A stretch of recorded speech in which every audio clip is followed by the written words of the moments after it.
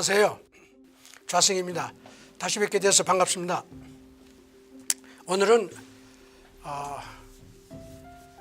박정희 대통령 시절에 어떻게 세계 유수의 대기업들을 키워내고 중소기업이었던 나라에서, 중소기업밖에 없던 나라에서 어떻게 대기업들을 키워내서 세계 첨병으로 만들어서 수출 시장을 개척하고 이렇게 할 수 있었는지, 그리고 기업이 경제 발전에 있어서 어떤 역할을 하는지에 대한 얘기를 좀 나누도록 하겠습니다.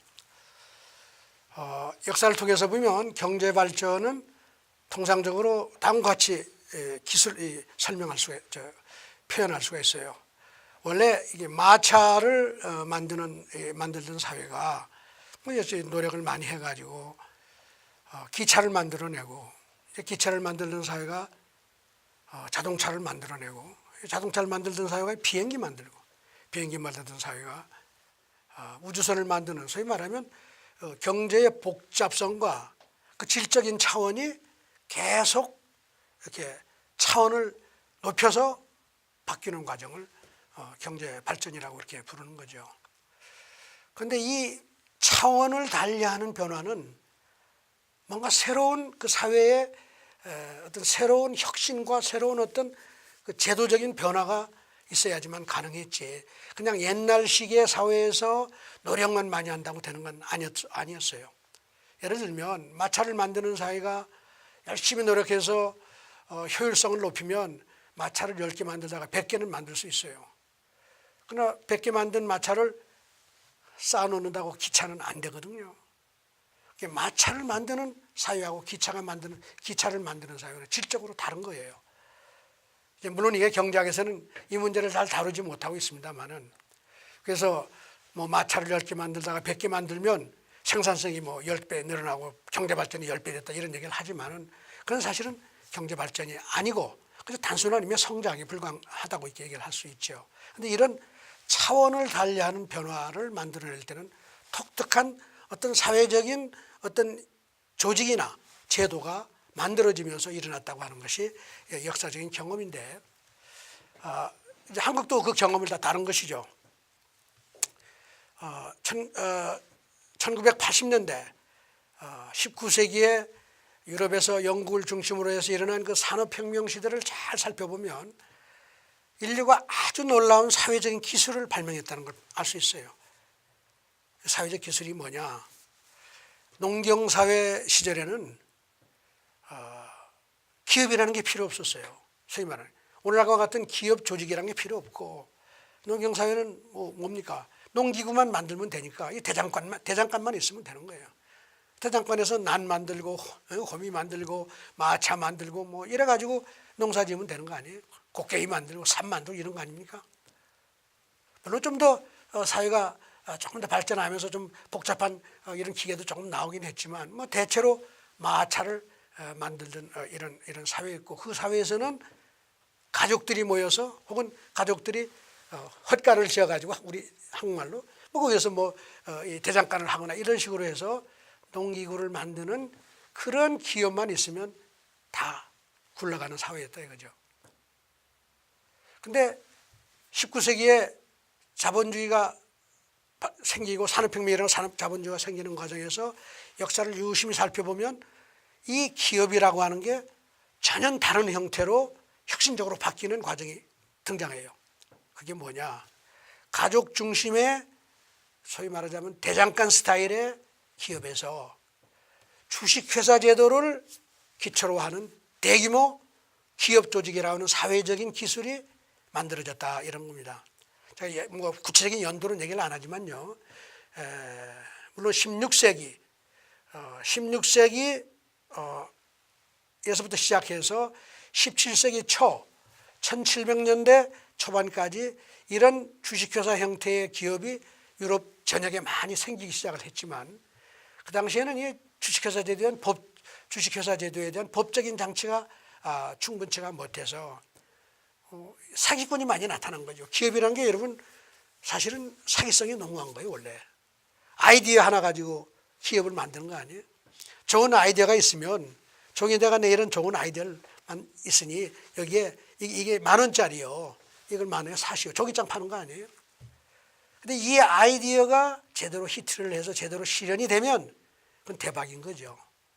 기업이 출현하는 과정은 대단히 위험성이 높은 어떤 프로젝트를 하는 과정에서 다 이거 생긴 건데, 그런 주식회사 제도가 생겼지만 법적인 장치가 없고 주주를 보호하는 장치도 없고 그러니까 그게 많은 혼란을 초래해서 소위 영국에서 버블금지법이라고 그래가지고 주식회사 제도를 다 금지시키고 정부가 허용하지 않는, 정부의 특허를 받지 않은 주식회사는 존재하지 못하도록 하는 법을 통과시켰어요. 그게 17세기 100년 가까이를 갔습니다. 그러니까 기업이라는 게 그냥 여전히 옛날식 소위 말하자면 대장간 기업, 뭐 좀 더 좋은 표현으로는 이제 여러분 경제사를 통해서 뭐 요맨이라고 부르기도 하죠. 뭐 가족 기업이라든가 이런 것들이 주로 있었지만 대규모의 민간 기업은 만들어지지가 못하고, 뭐 단지 정부가 관리하는 동인도 회사라든가 뭐 이런 식민 개척을 위한 기업들이 주로 이제 정부의 특허를 받아가지고 했을 뿐이죠. 기업이 없었단 말이에요. 근데 18세기, 19세기 들어오면서부터 이 버블금지법이 설마 그 법이 폐지가 되고, 왜냐하면 민간에서 자꾸 그런 요구가 생기는 거죠. 그러니까 이 민간 중심의 주식회사 제도가 자유화되기 시작을 했습니다. 민간 주식회사 제도가 자유화된다는 것은 이제 자본을 엄청나게 많이 끌어모을 수 있다는 의미가 되는 거죠. 옛날 가족 기업을 할 때는 뭐 자기네 개인의 재산이 그냥 그 전체 자본인데, 이제는 그 한계를 뛰어넘어서 자본의 베이스를 엄청나게 키울 수 있고, 그건 다시 말씀드리면 위험 부담을 얼마든지 할 수 있고, 얼마든지 중요한 큰 프로젝트를 해낼 수 있다고 하는 걸 의미하는 거예요. 이런 주식회사 제도가 공식적으로 자유화가 되면서 과학기술의 발전, 혁신, 과학의 새로운 그 발견, 지식의 발견, 이런 것들이 전부 다 새로운 값어치 있는 경제적인 재화로 뭘 통해서, 이 기업이라는 조직을 통해서 대규모로 전환이 되면서 자본주의 산업혁명이 일어나고 자본주의 경제가 만들어진 거죠.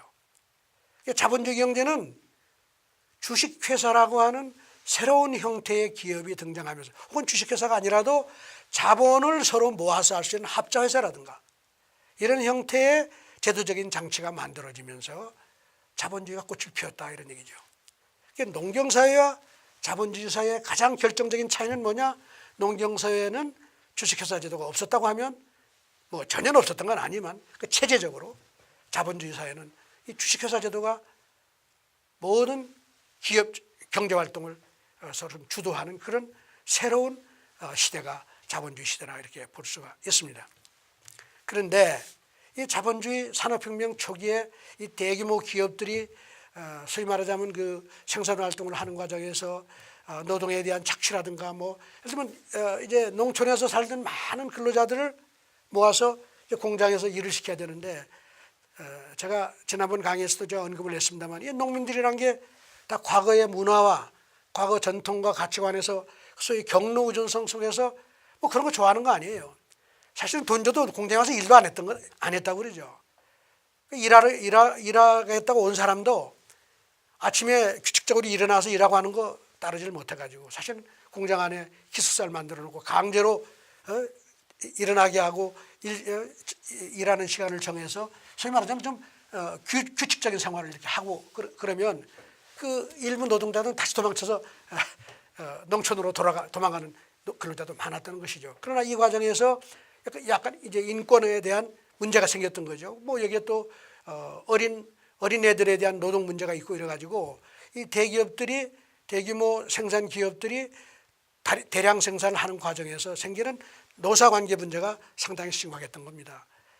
이런 과정 속에서 나온 소위 말하자면 사회주의 이념이라는 게, 이제 칼 막스의 자본을 통해서 나온 이 사회주의 이념이라는 게 이 기업을 아주 악으로 표현을 한 거예요. 기업 속에서 일어나는 자본과 노동의 투쟁 관계를 소위 말하자면 이 계급 투쟁이라고 이제 그걸 이제 그 기술을 하고 해석을 하고, 그게 말하자면 대기업이 자본가와 노동자 간의 소득의 격차가 생기는 것이고, 이런 그 사회 부조리가 이 기업을 통해서 나온다고 하는 그런 그 소위 말하자면 그 새로운 그 관점이 만들어지는 거예요. 그러나 사실은 자본주의는 그 이후에 잘 보시면은 이런 기업들이 성장하면서 자본주의의 부를 일궈냈고, 수천만 년의 인류 역사에서 유일하게 경제 발전이라고 하는 새로운 시대를 여는 게 자본주의인데, 이게 기업이 이뤄낸 것인데, 이 사회주의 이념은 기업을 아주 극도로 폄하하고,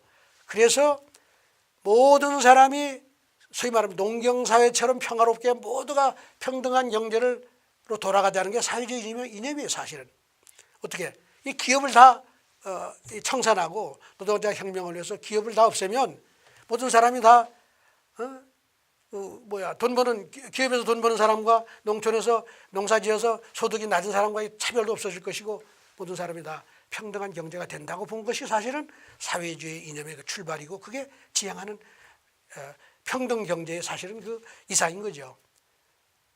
그래서 자본주의 사회와 농경 사회의 차이는 대규모 자본주의적 기업이 있느냐 없느냐는 게 큰 차이고, 또 하나 재미있는 것은 아까 사회주의 혁명, 공산주의 혁명을 통해서 많은 국가에서 기업이라고 하는 조직을 다 폐지를 했어요. 그래서 기업을 전부 다 없애고 공장을 소위 기업소라고 하는 이름하에 공산당 치하에서 공장을 다 관리하는 것이 사회주의 경제가 됐습니다. 기업이라는 게 없는 거죠. 사장도 없고 기업 자체적으로 사유권을, 사유재산권을 기초로 해가지고 창의적인 생각을 가지고 경쟁을 통해서 새로운 그 경제의 질적 변화를 만들어낼 수 있는 이런 힘을 가졌던 기업이 사라지고 공장만 남은 게 사회주의 경제가 됐어요. 그런데 여러분, 사회주의 경제가 한 40, 50년 지나가서 다 망했잖아요. 바로 그게 없어짐으로써 망한 겁니다. 기업이 없어짐으로써 망한 거예요. 결과적으로 어떻게 됐냐? 사회주의 공화국이 다 망한 다음에 그 나라들이 어디로 돌아가느냐? 전부 다 농경사회로 돌아갔습니다. 사실은 다 평등하죠. 그러나 다 가난한 농경사회로 돌아갔고, 산업이란 건 다 죽어버린 거예요. 지금도 사회주의에서 체제전환하는 공화국들이, 나라들이 대부분 다 산업화를 충분히 이루지 못하고 사는 거예요. 사회민주주의 속에서.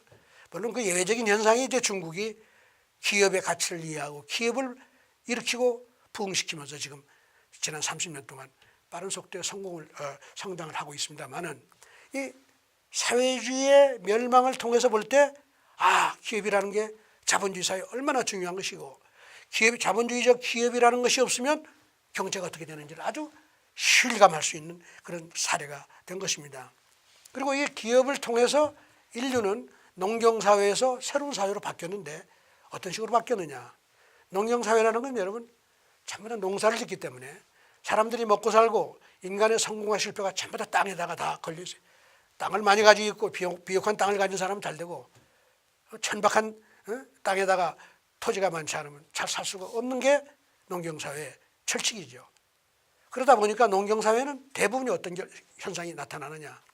여러분 잘 아시는 그 말사스 법칙이라는 게 있죠.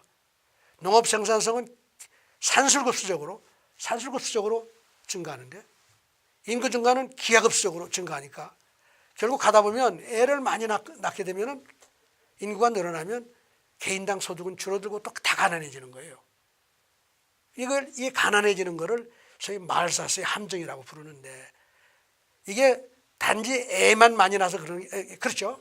이제 가난해지면 그럴 경우에 생기는 게 보통 뭐 큰 전염병이 이게 돈다든가 아니면 뭐 전쟁이 일어나든가 이래 가지고 인구가 한 반쯤 사라지면, 그럼 생산성이 올라가는 거예요. 1인당 생산성이 올라가고 1인당 소득이 높아지니까 조금 살기가 괜찮아지죠. 그런데 또 인구 먹고 살기가 괜찮아지면 또 애를 많이 낳으니까 그다음에 또 1인당 소득이 떨어지고, 결국 악순환인 거예요. 경제가 조금 살만하면 다시 또 소위 말사스의 함정으로 다시 빠지고, 이렇게 하면서 농경사회의 그 역사라는 건 인간이 그 죽지 않을 정도의 수준에서 먹고 사는 그런 서브시스턴스 레벨의 아주 생존 수준의 소득만 입에 풀칠 나는 정도의 수준에서 가난을 면치 못하고 산 게 농경사회였다는 거예요. 그런데 자본주의 사회가 되면서 기업이 만들어지고 어떻게 됐냐. 농촌에 있던 그 잉여 인력이 혹은 농촌에 있던 많은 인력이 바로 기업 속으로 다 들어가서 이제 오늘날 자본주의 사회에서 인간의 인생의 성공과 실패는 내가 어떤 기업에 소속되느냐, 내가 소속된 기업이 얼마나 앞으로 번창하느냐에 달려있는 거예요. 여러분, 놀라운 사실은요, 경제가 발전해서 선진국이 된다는 얘기는 다른 말로 표현하면 농업이 부가가치 창출 비중이, 농산물의 부가가치 창출 비중이 GDP 전체 국내 총생산에서 5% 미만으로 다 내려간다. 농업의 비중이 전체 경제에서 그 중요성이 5%, 우리도 지금 5% 미만으로 내려가 있죠. 인구 비례로 따지면 더 내려갔고요. 우리는 한 3%까지 내려갔을 거예요. 방대한 농토를 가지고 있는 미국이나 혹은 상대적으로 농업이 많은 불란서 같은 경우도 전부 다 5% 미만, 심지어 1%대의 농업의 비중을 가지고 있는 거예요. 이게 자본주의의 본질입니다. 그러면 부가가치 창출이 대부분 어디서 나오느냐? 전부 다 기업에서 나오는 거죠. 내가 태어나서 중산층이 되겠다 그러면 농촌으로 가서 농촌으로 갈 수도 있지만 기업이라는 조직을 통해서 자기의 중산층의 꿈을 달성하는 거예요. 기업이 번창한 사회는 중산층이 많아지고 양극화가 없는 거죠. 희망의 사다리가 만들어지는 거예요. 이게 자본주의의 본질입니다. 그런데 사회주의 경제 혹은 좌파 경제학자들은 전부 다 이 기업이 모든 문제의 원흉이다 이래가지고 기업을 없애야 된다 그러고 있는데, 놀랍게도 지금 대한민국이 그 주장들을 가장 많이 하는 나라 중에 하나가 됐다. 최근에 여러분 이 탄핵 국면에서 촛불 집회도 있었고 이게 다 한데, 그 촛불 집회에서 나타난 저도 가서 구경을 했습니다마는 그 대기업 총수들을 청산하겠다고 그렇게 줄줄이 기업 없애야지 평등한 사회가 된다고 그러고, 기업을 다 분해해 가지고 다 중소기업으로 만들면 잘 된다, 이런 주장들이 나오는 것이 사회주의 이념에 꼭 맞는 얘기죠. 자본주의 경제를 없애야 평등한 사회가 온다고 생각하는 그런 사회주의 이념의 표현인 것처럼 들리더라, 이런 얘기예요. 자본주의 경제는 중소기업에서 출발하는 대장간 기업들이 끝없이 자본의 혁신과 기술의 혁신과 자본의 축적과 기술의 혁신을 통해서 더 높은 단계로 마차를 만들다가 머리를 싸매서 기차를 만들어내고, 그게 자동차, 비행기, 우주선으로 만들어내면서 이게 경제의 질적인 변화를 통해서 선진국으로 가는 과정인데, 전 세계 이념이나 정치 경제 이념이 흘러가는 것은 사회주의 이념이 상당히 빠른 속도로 퍼져나가고 있고, 아시다시피 유럽이 전부 다 사회민주주의 아니에요? 미국의 중산층이 다 무너지고 있었는데 트럼프가 대통령이 됐습니다만, 그 중산층이 무너지는 이유가 뭔지 알아요? 기업의 일자리가 안 만들어지기 때문에 그런 것이에요.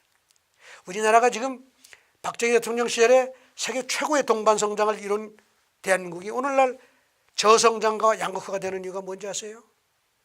기업들이 투자를 안 하니까.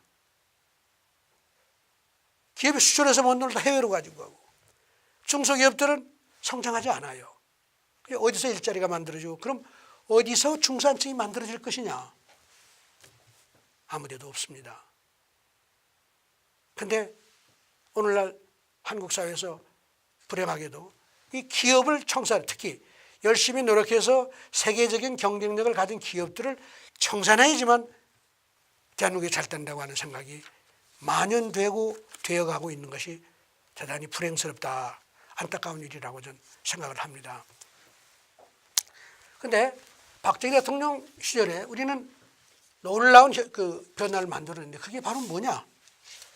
기업 성장을 만들어낸 거예요. 많은 사람들이 박정희 대통령을 친재벌 정책을 해서, 친재벌 정책 잘 들으세요? 경제적인 불평등을 만들어냈다. 근데 박정희 대통령 시절에 재벌이 있었나요? 아니, 5.16 했을 때 대한민국에 재벌이 있었어요. 그러니까 대략 삼성 정도가, 중견기업 정도가 있었던 것이죠. 무에서 출발한 거는 다름이 없었어요.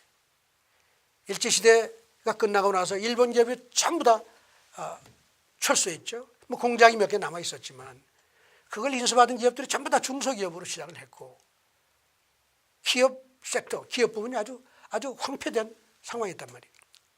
이 무에서 20년 만에 재벌을 만들어내니까 많은 사람들이 야, 친재벌 정책을 쳤다고 그러는데 이건 박정희 대통령의 그 시절 그 개발연대를 완전히 왜곡 오해하고 있는 것입니다.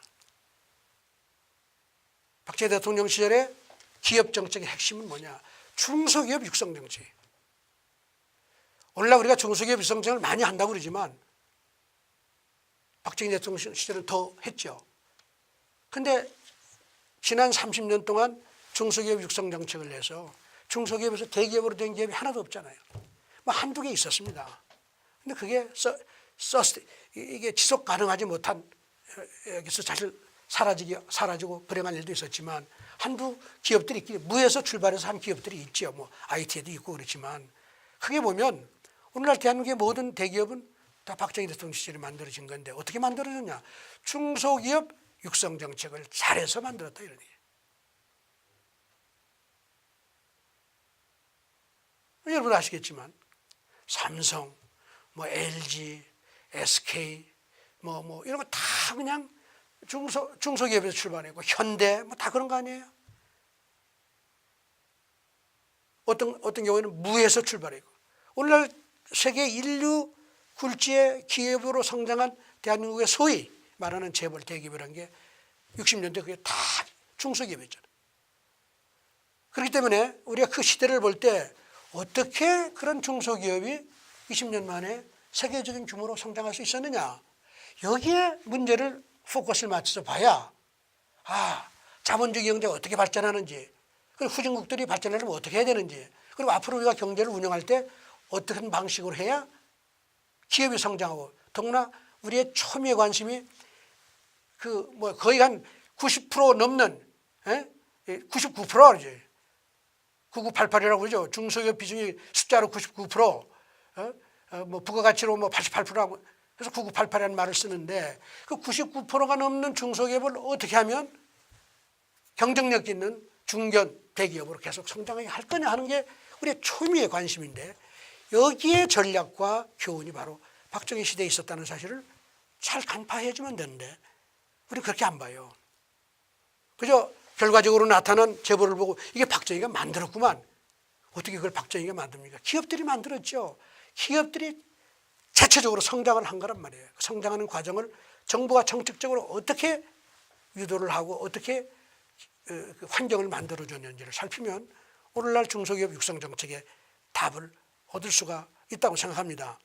그래서 지난번에 제가 수출 진흥할 때 수출 잘하는 기업 육성한 거 이건 너무나 당연한 거 아니냐. 그렇게 이제 그렇게 생각 안 하시는 분이 없기를 바랍니다. 수출 잘하는 기업이 수출 지원 정책에 대접을 받아야지. 수출을 해서 지금 우리가 달러를 벌어서 산업화를 근대화를 해야 되는데 수출도 못하고 적자 못하는 기업에 지원할 수가 없는 거 아니에요? 물론 이 과정을 통해서 수출을 못하던 적자내던 기업도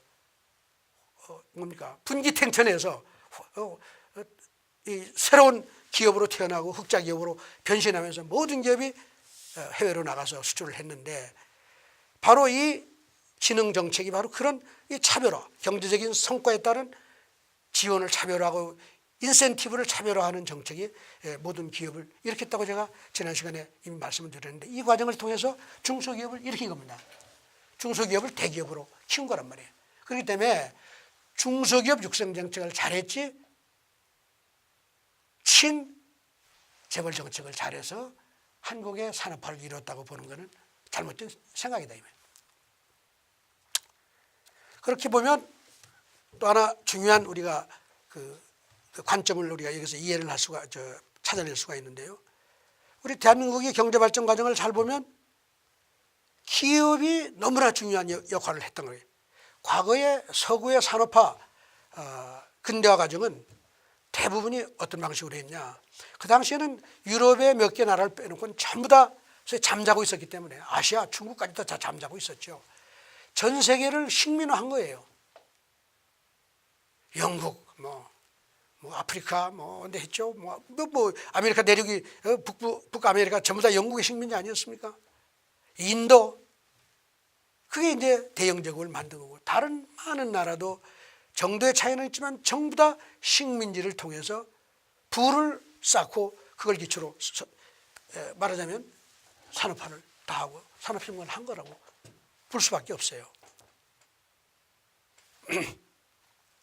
그런데 이 과정에서 이런 소위 말하면 그 선발, 이미 지금 선진화된 선발 그 산업혁명을 일으킨 국가들을 내 전략을, 일본도 마찬가지였잖아요. 말하자면 일본도 사실 불행하게도 문명이라는 차원에서 보면 훨씬 더 선진 문명인 중국이나 한국을 다 식민화했던 거 아니에요. 이게 아주 아이러니입니다만은 이 과정을 통해 가지고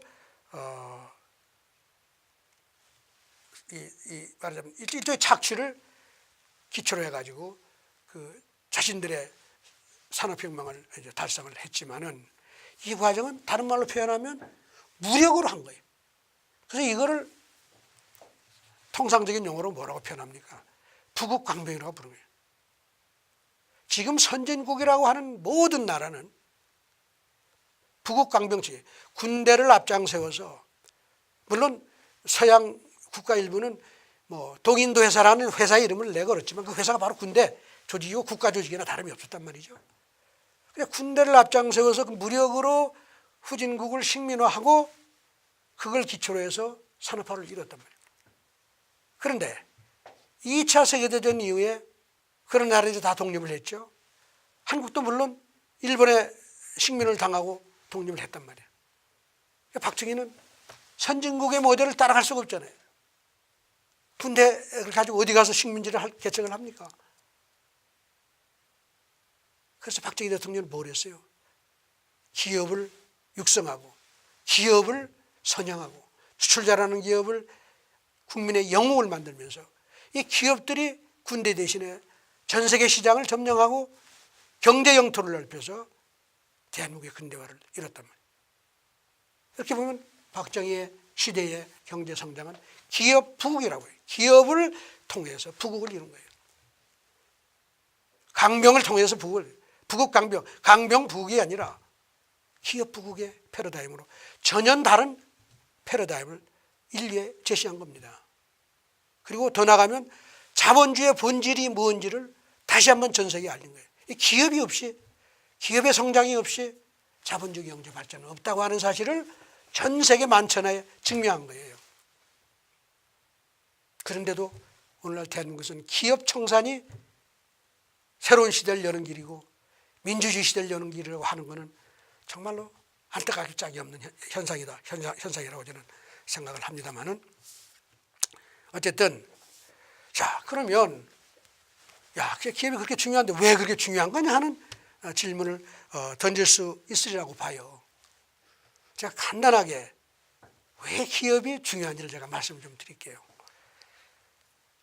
여러분,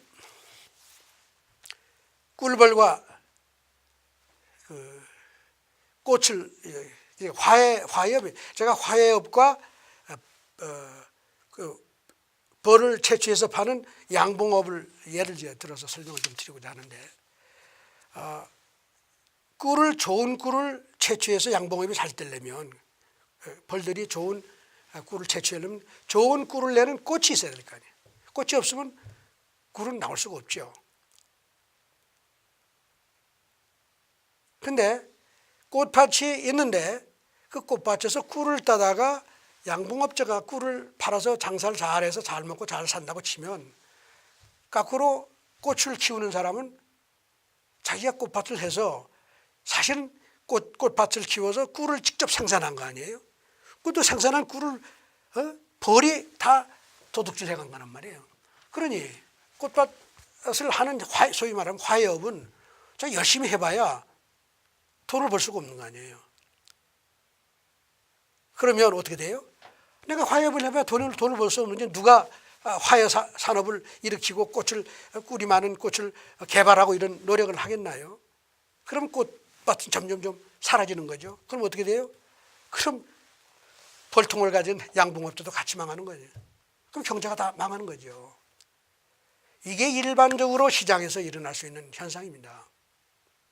이걸 소위 경제학자들은 어려운 말로 뭐 시장의 실패다, 뭐 무임승차다, 뭐 이런 얘기를 하죠. 뭐 외부 경제 효과도 어려운 말로 표현을 하지만 본질은 뭐냐?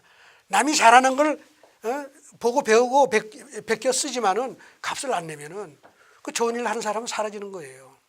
그럼 모두 다 망하는 거죠.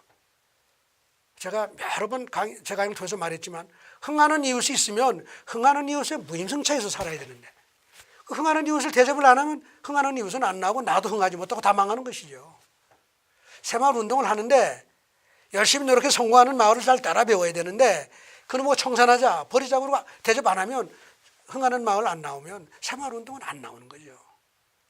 수출 잘하는 기업이 있는데 그건 너 혼자 잘 먹고 잘 살다 보기 싫다. 그놈 없애라 그러면 수출하는 방법도 모르고 그러니까 수출 안 되는 거죠.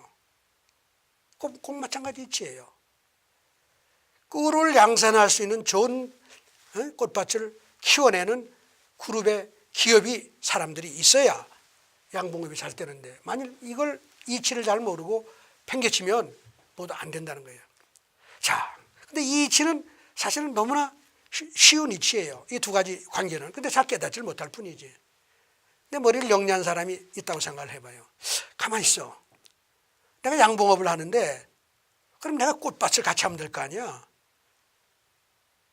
물론 여기서 이제 문제는 뭐냐면 제가 꽃밭 주인이라고 하면요. 내 꽃밭에 와서 꿀을 훔쳐가는 벌을 확인하면 내가 그 양봉업자한테 가서 꿀값을 받을 수 있지만 그 사방에서 날아오는 꿀을 그 벌을 내가 어떻게 인식을 누구 어디서 오는지 알 수가 없잖아요. 뭐 거의 뭐 예를 들면 뭐 네트를 쳐가지고 구물을 쳐서 막을 수 별짓을 다 해봐도 그 돈만 들고 말이에요.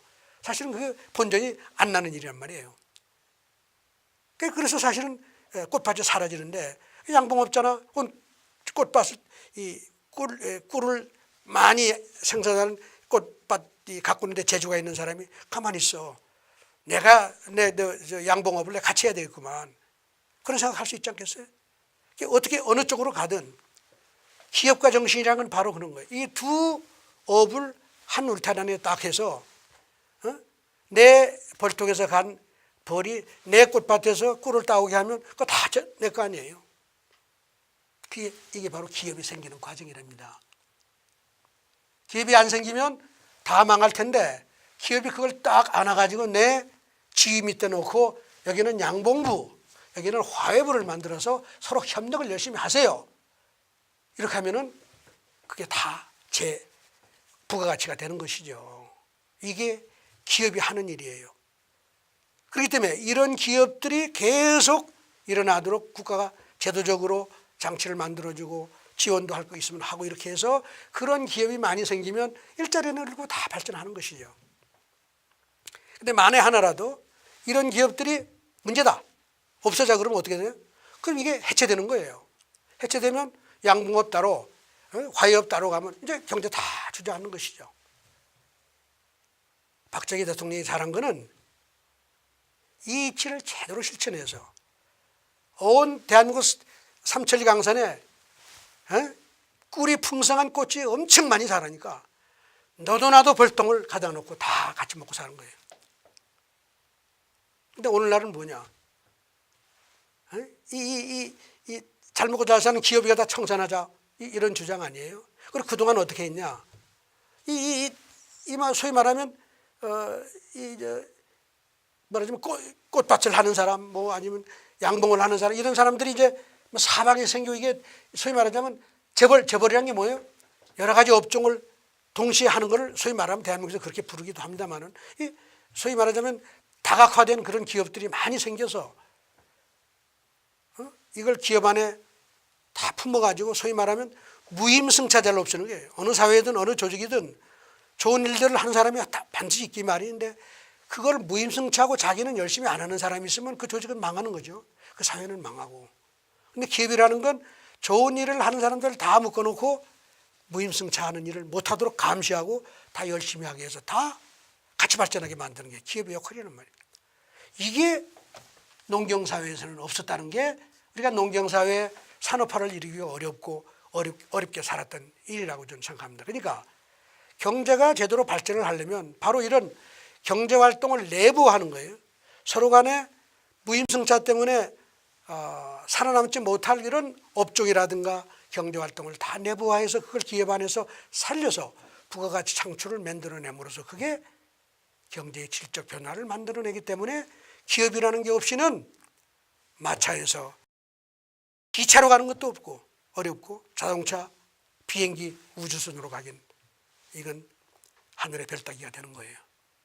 그래서 이 기업이라는 게 이론적으로 따지면 경제학자들이 가장 골치 아파하는 시장의 실패라고 하는 현상을 해결해서 경제가 질적인 변화를 만들어낼 수 있도록 하는 대단히 중요한 기능을 가지고 있는데 이 사회적 기술을 인류가 산업혁명 초기에 만들어냈다는 것이 오늘날 자본주의 경제를 만든 핵심 요인인 것이고 이 원리를 제대로 재현시키고 실천한 것이 박정희 대통령이고 그게 우리 개발연대 성공의 비결이었다. 좀 그렇게 봅니다. 그런데 오늘날 어려운 것은 바로 이 원리의 훼손이 지속적으로 일어나고 있기 때문에 그렇다. 기업들의 투자를 안 하면 아까 말씀드린 대로 양봉업, 화이업 다 사라지는 것이고 일자리 없어지는 것이고 이게 중산층이 무너지고 다 가난해지고 그 과정에서 양극화가 일어나고 이렇게 하는 것이죠. 그래서 이제 또 하나 박정희 대통령을 시절의 경제정책을 통해서 배울 수 있는 국가 운영의 또 다른 중요한 원리 중에 하나는 기업을 제대로 볼 줄 알고 기업을 제대로 활동할 수 있도록 도와주는 것만이 탄탄하고 경쟁력 있는 자본주의 경제를 만들어낼 수 있다. 바로 그것만이 중산층을 일으켜서 양극화를 해결하는 길이기도 하다 하는 것을 이해하는 게 대단히 중요하다고 생각합니다. 감사합니다. 오늘은 얘기를 여기서 끝내도록 하겠습니다. 안녕히 계세요.